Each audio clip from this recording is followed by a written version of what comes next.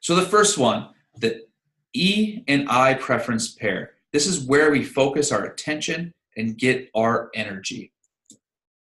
So people further focus their energy on E or extroversion or energized or interacting with others, openly expressive, prefer face-to-face communication, and like to talk things out. People prefer I are energized by reflection, the inner world, private and self-contained, prefer written communication, and like to think it through. So someone who prefers E, when it says prefers face-to-face communication, I have a E preference. And when I want to talk to someone, I just get up and I walk into their office and I sit down and I start talking to them. Now I have to think about if someone has an I preference, they might immediately look at their computer, look at their calendar, and they'll say to me, did we have an appointment today? I don't have this on my calendar. So I cause them a lot of anxiety when I just walk right into their office and start talking with them. That causes anxiety for someone with an I preference. Someone with an I preference wants to know if you're coming because they want to see an agenda. They want to have an agenda and look at it beforehand before you start coming to them and start asking them a lot of questions as an E preference that likes to dominate the conversations. And like I said, are openly expressive and prefer that face-to-face and like to talk it out. Someone an E preference might also say that everyone is my friend. So an E preference, I worked at an organization once where we always had to celebrate birthdays. And there was certain individuals that had very strong E preference, and they would, when it was their birthday, they would walk up and down the hall and say, okay, we're all going to go out to eat today for lunch, and we're going to go to this new restaurant. They have the best burgers I've heard about. We're all going to go there at this time. We're going to walk over together. We're going to sit at this. I got reservations. We're going to be here to here to here, and this is when we're going to meet. This is when we're going to leave. And there's a lot of conversation, a lot of hand waving from this individual. And when it's time to go, they walk up and down the hall, and they're very loud and talking to everybody and very excited and have a lot of energy. Someone who has an I preference might hear that person and slowly close their office door and turn off the lights so it looks like they're not there, because that causes them a lot of anxiety and takes away their energy. People for I, if they're going to go to lunch, they'd rather find a few people that they have great conversations with and go sit with them. Or they might like to shut their door and have lunch alone and read the newspaper. That's what gives them energy.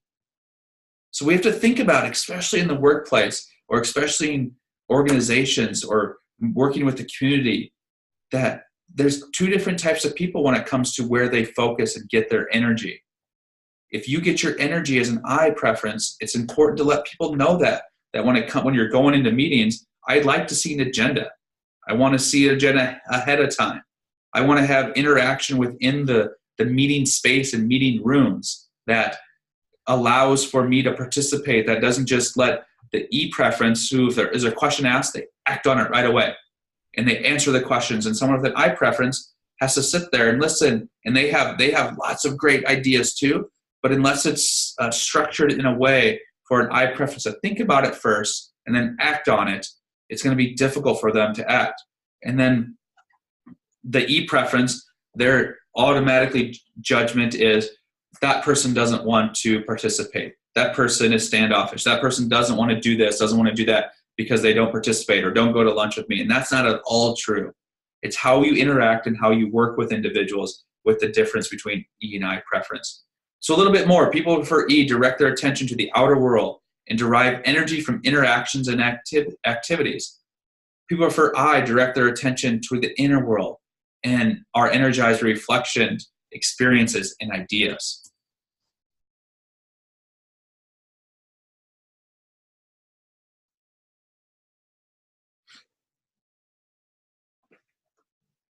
There's a number of behavior cues when it comes to extroversion and introversion. So E preference, like to talk it out, use rapid speech, appear to think out loud, interrupt, speaks with a loud voice. People prefer I, pauses in answering or giving information, reflects silently, uses shorter sentences, does not run on, and speaks with a quiet voice.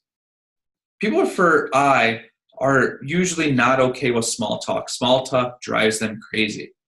People prefer E, small talk is fine with them.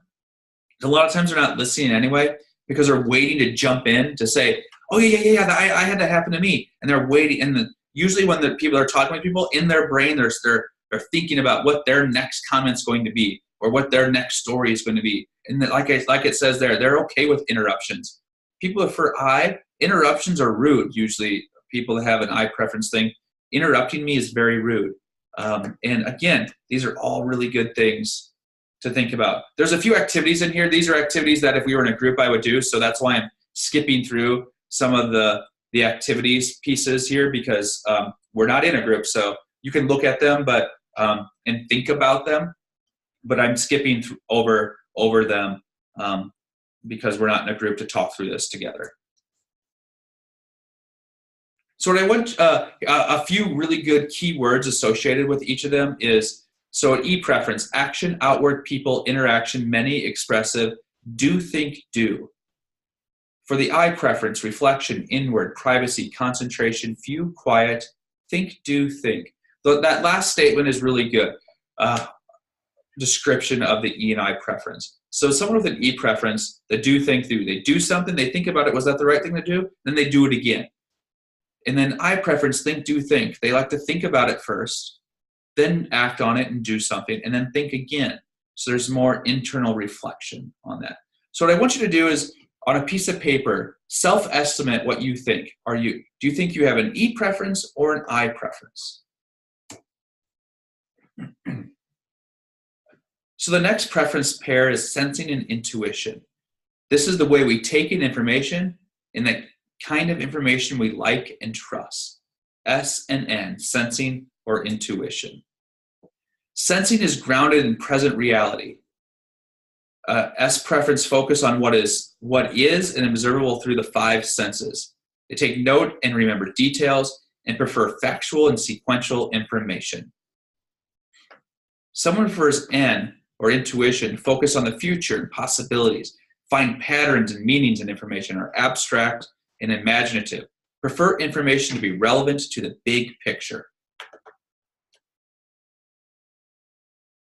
So here's an activity that we like to use too. So if you look at this, just think about, what do you see in this picture? There's a lot going on, but what do you see?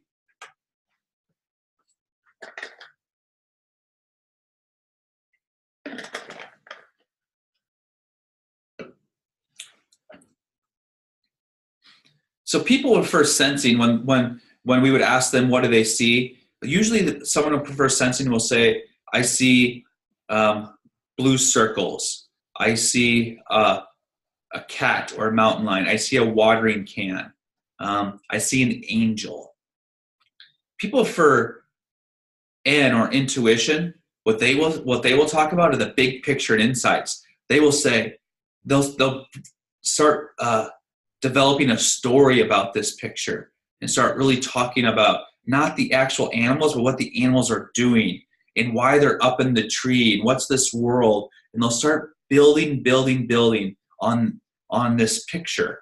And they'll start thinking of big ideas of what the meaning behind this is. Where someone who prefers S will focus on the verifiable facts and experiences and just tell you exactly what's in the picture line by line. And someone who prefers N will focus on those big picture, those insights. There's a lot of times someone with an N preference are those individuals that will say a big picture thinker. I had a boss once that had a clear N preference. And she always would come into my office. One of my first jobs out of grad school, when I first got my MPH, she would come in and say, oh my gosh, I had this greatest idea about this project. And she would tell me all about this project. I'd be like, oh my gosh, how are we ever going to do that? And then I would sit down and try to come up with the sensing side, the realities of the project that she thought of, the step-by-step guide. And I would go back to her and I would say, here's the what I think about your big idea. And she goes, what's this? And she didn't really, and she forgot that she even talked about this really big idea. It's because people with intuition, a lot of times when they think of big ideas, they have them in their head. They just need to get them out. They need to tell someone about this big idea, and they're not even thinking about the steps that it would take to get there, because that's hard for them to. What causes them anxiety is to have to think about objective 1.1.2, objective 1.2, objective 1.3. Objectives and those types of things are really hard, but what they can do is think about a really cool idea, big picture idea, to try to focus on something. And in public health, this is a plays out in grants. You need both. You need individuals that have these really innovative ideas, and then you need individuals that are able to think about, okay, here's the innovative idea, and now how do we get there? What are the steps it's going to take to get there? If you only have individuals that have an N preference, intuition in a room, when it comes in public health or writing a grant, it's going to be really hard for them. They're going to have all kinds of really cool things that they think they can do, but then they don't have the ideas of how to actually get there. If you only have individuals that have an S preference in the room, they'll really have great ideas of the goals and objectives of how to get there, but it might be more difficult for them to think about what's the really big innovative idea. Now, both can get there with time. It's just easier when you're working together to get there. Because like I said, someone with an S preference does have really great ideas. It just takes longer to think through them and get there. And someone with an N preference, intuition, can write goals and objectives. It just takes them much longer to do it. And it's easier for an S preference to do that.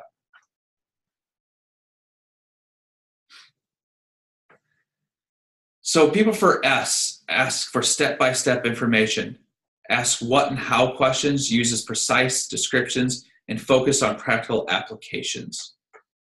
People for N ask for long-range information, ask why questions, talks in general terms, and are focused on possibilities and what could be. So a colleague in the Office of Public Health practice, she has 3 little boys, and when she had her first child, when the child was getting old enough to start eating, she took a journal article to her husband and said, here's what the research says, the best evidence base says about what we should be feeding our child. And she gave the journal article to her husband and said, here's all the facts, here's the benefits of it, and had all the data. And her husband looked at it and said, Katie, I'm not interested in what the facts and all this says. He goes, I just want to do what my gut tells me to do on how we should feed our kid. And that is another good case of sensing the specifics, the step-by-step. Here's what the data says, and the big picture, intuition. A lot of times, intuition, someone has an N preference, say, I like to go off my gut. So keywords associated with both: S preference, facts, realistic, specific, present, keep, practical, what is. N preference, ideas, imaginative, general, future, change, theoretical, what could be. Now you can see here that S and N preference also lead into some of the change types pieces. N preference are okay with change, like change, change for change's sake. S preference like to keep things the way they are, and if they're working, if it's not broke, why fix it? So now what I want you to do, next to your first letter, next to your E or your I, write down S and N. What do you think your best self-estimate, your best guess is, what your preference is, S or N? Now we're going to move on to thinking and feeling. This is the way we like to make decisions, the T and F preference pair. So people that prefer T are objective, logical decision making, use causal reasoning, and look for what is wrong so they can fix it. People for F are subjective, value-based decision making, consider the human impact of decisions, look for what is right so they can support it. People for T, when it comes to decision making, they take an objective view and they step back from the individual, the decision, and then individual is just one piece of the decision. People for F make decisions by stepping into the situation, taking an empathetic view.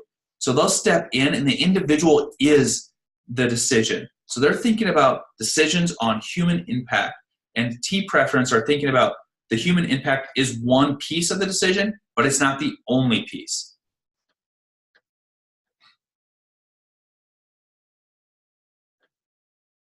So this activity is a good activity to think about, especially in public health. If you need to make a budget cut, how do you go about it?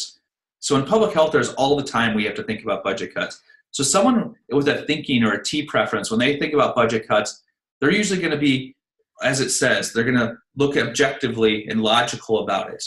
And they might say a 10% cut across the board. Every program gets a 10% cut. and that's very logical.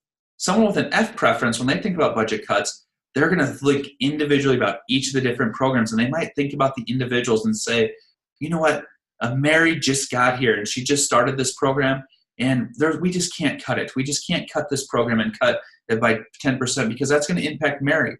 We can't cut her time, her FTE. She just can't afford that right now. Josh, he can afford it. His family life is much different. He can afford it, so it's okay for him to be able to cut his time. So let's cut his program. So they start thinking about differently, where it's not objective. It's really stepping into the situation and stepping into and start thinking about the individuals that are impacted. Someone who prefers T thinks about logical implications, appears to be testing you on your knowledge, and weighs the objective evidence, leads with what is wrong and needs fixing. People prefer I think about the impact on people, strive for harmony in the interaction, ask how others have acted, resolve the issue, leads with what they can support and feels right. People prefer T make their decisions based on impersonal objective logic. Is it logical? And then people for F make their decisions based on personal priorities, values, and relationships. How will this impact others? Both processes are rational, and we use both, but usually not with equal ease. So people prefer F. It's really difficult for them, especially when think about evaluation time. You've all probably been through performance evaluations. Someone prefers F. Their evaluations normally look like superior, superior, superior. You're doing such a great job. It's really difficult for them to give that constructive, hard feedback. Someone prefers T. You might think after you walk out of an evaluation with a T preference, like, oh my gosh, I'm getting fired. Because it might just be meets expectations, because they're using a logical view. They're saying, yes, this person is absolutely doing their job. They're meeting their expectations. They're not doing anything more. And meeting expectations for a T preference is actually a really great assessment and evaluation because you're doing what you should be doing. Where someone with an F preference, if you're meeting expectations to them, that's superior, doing above and beyond what you should be doing. So you can see the difference between the two there. So some keywords associated with both. For the T preference, head, detached, things, objective, critique, analyze, firm, but fair. For F preference, heart, personal, people, subjective, praise, understand, and merciful.